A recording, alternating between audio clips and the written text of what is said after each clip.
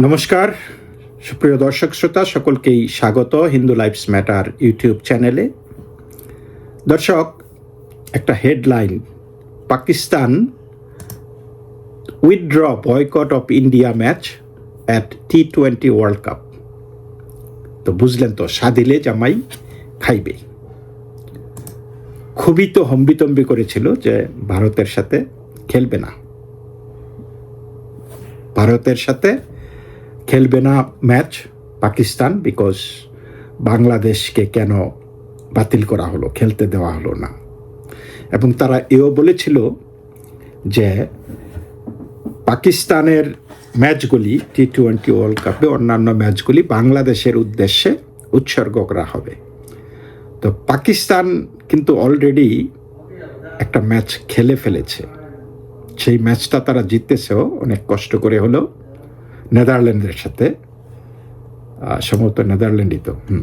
কিন্তু সেই খেলাটা কিন্তু বাংলাদেশের জন্য উৎসর্গ করে নাই। সুতরাং প্রথম শর্তটাতেই তারা ফেইলুর।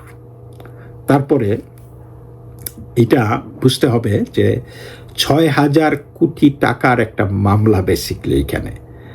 পাকিস্তানকে আইসিসি স্পষ্ট ভাষায় জানিয়ে দিয়েছে যে যদি পাকিস্তান এখানে না খেলে ভারতের সাথে, তারা দে হ্যাভ নো ওই যে পিক অ্যান্ড চুজ অ্যাবিলিটি, যে আমি এটা খেলবো এটা খেলবো না, সেটা না। এটা একটা গ্লোবাল টুর্নামেন্ট। গ্লোবাল টুর্নামেন্টে যখন তুমি সাইন আপ করছো, তোমাকে সেই টুর্নামেন্টের রীতি মানতে হবে, এবং সেই রীতি যদি না মানা হয় তাহলে পাকিস্তানকে যেই লসটা আছে সেই লসটা প্যারালাইজ করা হবে। তাদেরকে এই রেভিনিউ লসটা পাকিস্তান দিতে হবে। পাকিস্তান একটা ভিখারি দেশ, তাদের পক্ষে এই টাকা দেওয়া সম্ভব না। তারপরে দ্বিপাক্ষিক বিভিন্ন সিরিজ এফেক্টেড হবে, তাদেরকে বিভিন্ন দ্বিপাক্ষিক সিরিজে খেলতে দেওয়া হবে না, বা বিভিন্ন বৈশ্বিক ইভেন্টেও খেলতে দেওয়া হবে না। এমন হইতে পারে যে তাদের মেম্বারশিপ, আইসিসির মেম্বারশিপই টার্মিনেট করে দেওয়া হবে, বাইর করে দেওয়া হবে। তো এই পরিস্থিতিতে তখন পাকিস্তানের সামনে একটাই পথ, যে একটা মূলা দরকার। সাধেন একটু, যে সাদিলে জামাই খাইব। তো সেই সাদিলে জামাই খাইবের অবস্থা হয়ে গেছে, এবং সেই সাদিলে জামাই খাইবের একটা নিয়ামক হইল বাংলাদেশের বিসিবির প্রেসিডেন্ট বুলবুল ইসলাম পাকিস্তানে উড়ে গেছে রিকোয়েস্ট করার জন্য যে ভাই আপনারা এটা খেলেন, একটু পিঠ চাপড়ানি দেওয়া আর কি। তো শ্রীলঙ্কার প্রেসিডেন্টও ফোন করেছে পাকিস্তানের প্রধানমন্ত্রীকে খেলার অনুরোধ জানিয়ে। তো এইটা একটা সাদিলে জামাই খাইবে সাধতে হয় আর কি। আর এটা তো আসলে পাকিস্তান না খেললে একটা টুর্নামেন্টে একটা টুর্নামেন্টে যদি স্কেজুয়াল বিপর্যয় ঘটে, তাহলে it's a lose situation for everybody. সুতরাং পাকিস্তান যদি আসে একটু পিঠ চামড়ানি বা একটু এক্সট্রা সাদিলে, তাহলে it's A win situation for everybody. কিন্তু পাকিস্তান ডেসপারেটলি এমন একটা বক্সের মধ্যে ঢুকে গেছে, যেমন বাংলাদেশ একটা বক্সে ঢুকে গেছে যে আমরা খেলবো না। তাহলে দেখা গেল যে সবাই খেলতেছে, সব দলই খেলতেছে, বাংলাদেশ বৈশা বৈশা শুধু আঙ্গুল চুষতেছে। তো বুঝছেন? তো পাকিস্তান বুঝছে যে আমরা এই বাংলাদেশকে এই জায়গায় নিছি, Bangladesh is at the point of no return right now. এখন আমরাও যেই পজিশনে ডিগ ইন করছি, এইখানেও তো যদি কেউ না সাধে তাহলে তো প্রচণ্ড রকমের, আমরাও তো we are at the point of no return. সুতরাং বাংলাদেশ আইসা সাধিল আর কি একটু। তারপরে শ্রীলঙ্কার প্রেসিডেন্ট ফোন করছে প্রাইম মিনিস্টারকে পাকিস্তানের, এইটাও একটা সাদা। এবং আইসিসির একজন কর্মকর্তা পাকিস্তানে গেছে, পিসিবি, বিসিবি এবং আইসিসির একটা ত্রিপাক্ষিক একটা বৈঠক করার জন্য। ওইটাও সাদিলে জামাই, যে পাকিস্তানকে একটু যে তোমাদের ব্যথা বুঝি, বাংলাদেশকে বলা তোমাদের ব্যথা বুঝি, তো তোমরা আসো খেলো, we will look into this thing. এখন এই যে পাকিস্তান যে বাংলাদেশের সাথে গাদ্দারিটা করলো, বাংলাদেশকে বুঝাই আসলো যে তোমরা আমার ভাই ব্রাদার, তোমরা না খেললে আমরা খেলবো না এগুলি। তারপরে তারা খেলাও শুরু করেছে, আবার নাটক করছে পাকিস্তানকে ইন্ডিয়ার সাথে খেলা নিয়ে। এইগুলির তো একটা বিষয় আছে। সুতরাং তারা এই যে সাদা তো হয়ে গেছে, তারা জানে যে তারা তাদেরকে সাধেছে, সুতরাং তারা এখন খাইবে বা খেলবে। তো বাংলাদেশের বিষয়টা তো একটু না দিলে তো বাংলাদেশিরা গাদ্দার কইব। বাংলাদেশিরা যে গাদ্দার মানে তখনও বলতো না, বাংলাদেশ এখন অন্ধ প্রেমে, পাকিস্তানের অন্ধ প্রেমে মজে গেছে। সুতরাং বাংলাদেশিরা পাকিস্তানকে গাদ্দার বলবে না। পাকিস্তান বাংলাদেশের পক্ষে নানান দাবি করেছে এবং কিছুটা দাবি আদায়ও করেছে, এবং সেটা আইসিসি শতপ্রণোদিত হয়েই বলেছে যে বাংলাদেশের বিরুদ্ধে আমরা কোনো পেনাল্টি দিব না। চোখে এটা একটা আনফর্চুনেট সিচুয়েশন। হ্যাঁ, কিন্তু পাকিস্তান তো মুখ রক্ষা করার জন্য এই দাবিগুলি আইসিসির কাছে তুলে ধরেছে। তাহলে কোন কোন দাবিতে পাকিস্তান খেলতে রাজি হয়েছে একটু আসি, আমরা আলাপ করে নিই। পাকিস্তানের প্রথম দাবি হলো demand number 1, no financial penalty for Bangladesh. 300-400 কোটি টাকা বাংলাদেশ পায় আইসিসি টুর্নামেন্টগুলি থেকে বা আইসিসি থেকে। তো বলেছে যে এই এই এই কোনো পেনাল্টি করা যাবে না, এবং তাদের সাথে যে তারা যে খেললা যেই টাকা পাইতো, না খেললেও যাতে তাদেরকে যেই ফুল রেভিনিউটা যাতে শেয়ার করা হয়।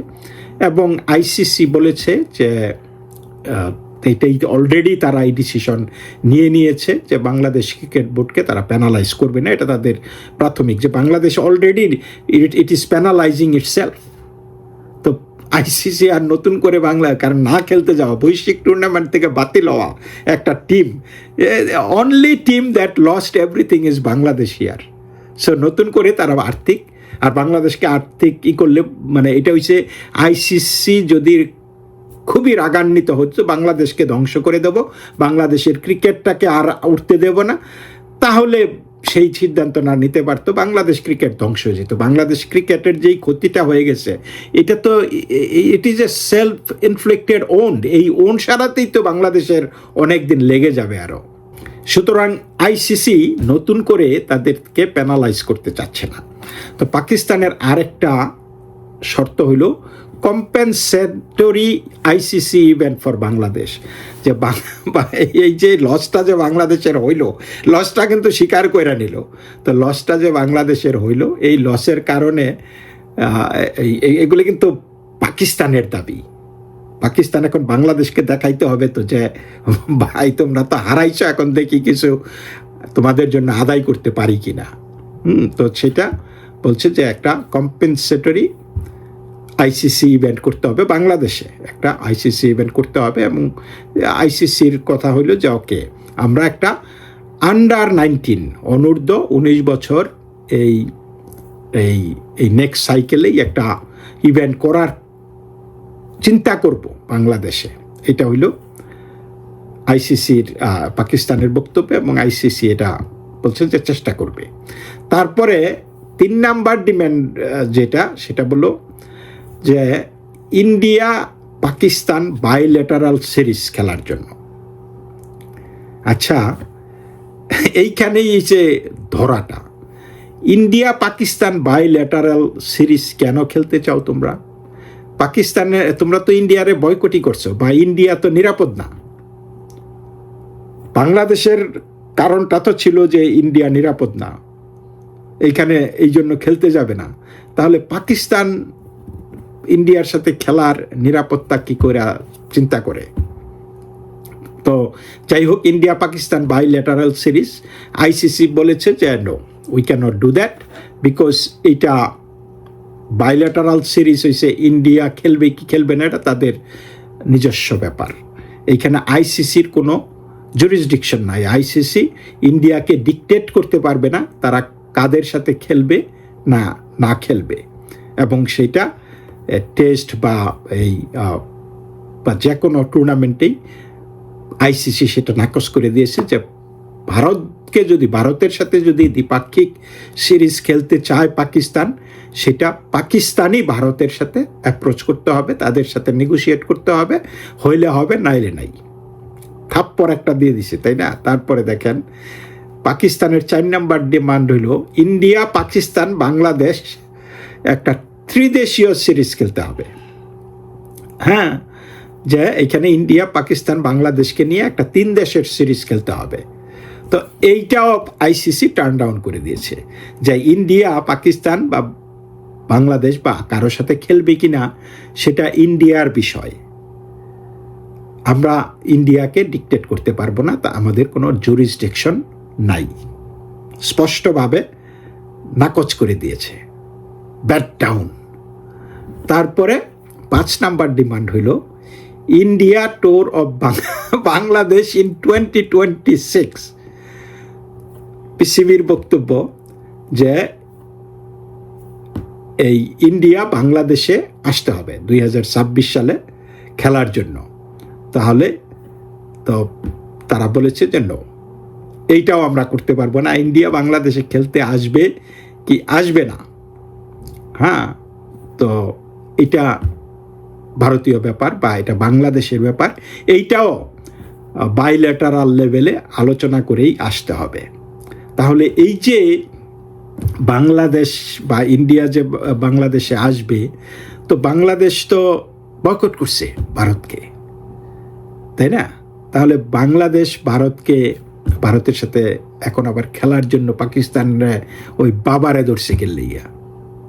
আর ভারত তো অনিরাপদ, তাই না? কারণ ভারত যখন বাংলাদেশে একটা বাইল্যাটারাল সিরিজ খেলতে আসবে, তখন তো এটার রেসিপ্রোসিটি থাকতে হবে, তাই না? তখন ইন্ডিয়াও চাইব যে বাংলাদেশ ভারতে আসুক খেলতে। ওই রকমই একটা সেট আপ আসবে, একটা তোমাদের দেশে খেলবে, একটা আমাদের দেশে খেলবে, একটা সিরিজ। তাহলে 2 দেশে যদি সিরিজ খেলে, তো বাংলাদেশ তো বলছে যে ভারত নিরাপদ না বাংলাদেশের জন্য, তাহলে তখন তারা যাবে কেমনি? আশ্চর্যের বিষয় না? তো দেখেন, বাংলাদেশকে এখন বুঝাইতে চাইতেছে যে দেখো বাংলাদেশ তো অলরেডি সব হারাইছে, এখন পাকিস্তান বুঝাইতে চাইতেছে যে দেখো আমরা তোমাদের পাশে আছি দেখেই তোমরা এই পাইতেছ।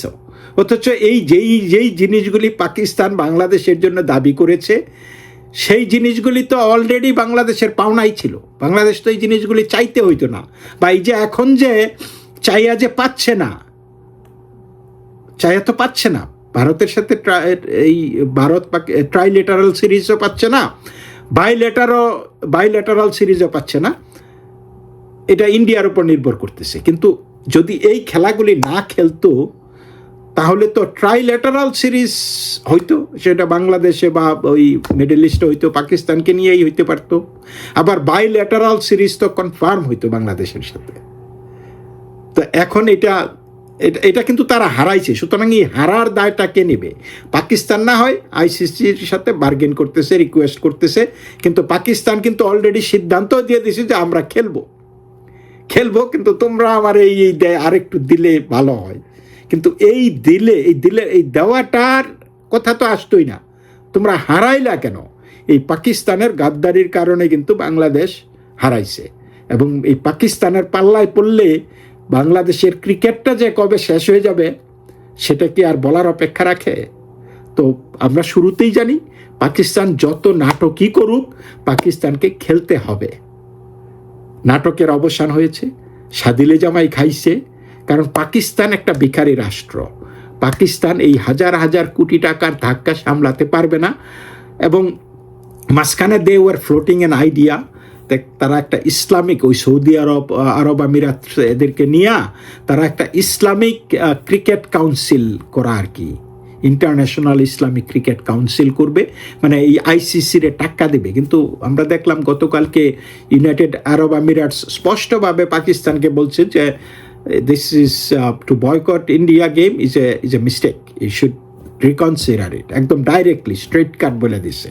এবং আপনারা জানেন যে যখন আইসিসিতে ভোট হয়েছে, বাংলাদেশ এবং পাকিস্তান অনলি এক পক্ষে ছিল, আর সারা 14টা দেশ অন্য পক্ষে ছিল। So that tells everything. তো যাই হোক, এখন পাকিস্তান কি তাদের মান সম্মান বাড়ছে না কমছে, এটা পাকিস্তান হয়তো তাদের তো গায়ে লাগে না কিছু, মানে মান সম্মান থাকলে তো তারা অপমানিত বোধ করবে। কিন্তু বাংলাদেশ এইখানে কি পাইল? বাংলাদেশ তো just holding the bag right now, nothing to show for all this drama, all this thing. তো আসিফ নজরুল এই অবস্থায় আমরা দেখেছি কলম্বিয়ার ফুটবলার বিশ্বকাপে 1994 বিশ্বকাপে সম্ভবত সেলফ সাইড গোল দিয়া সেই এসকোবার তারা কিন্তু মেরে ফেলেছিল। তো এই যে সেলফ সাইড গোল দিয়া আসিফ নজরুল বাংলাদেশে কিভাবে আছে, মানে মানে তার তার তো মাসুল দিতে হবে। আমি বলতেছি না যে সেই এসকোবারের পরিণতি তার হোক, কিন্তু তার তো একটা রাষ্ট্রীয়ভাবে এই যে গাদ্দারি করা, পাকিস্তানের গাদ্দারি করতে গিয়ে দেশকে ধ্বংস করে দেওয়া, দেশের ক্রিকেটের একটা বড় ক্ষতি করা, এতগুলি ছেলেপুলে, এতগুলি দর্শক, 20 কোটি মানুষ তারা অধীর আগ্রহে অপেক্ষায় ছিল এই ছেলেরা পারফর্ম করবে, মানুষ দেখবে, ইকোনমিক অ্যাক্টিভিটিস হবে। সেই আসিফ নজরুল কিসের কারণে এই এই এটা তো আমি বলবো দেশদ্রোহী একটা ভূমিকায় অবতীর্ণ হয়েছে সে, এবং এই পুরা বিসিবির যে বোর্ডটা আর কি। তো দর্শক, এই পর্যন্তই, সকলেই ভালো থাকবেন, নমস্কার।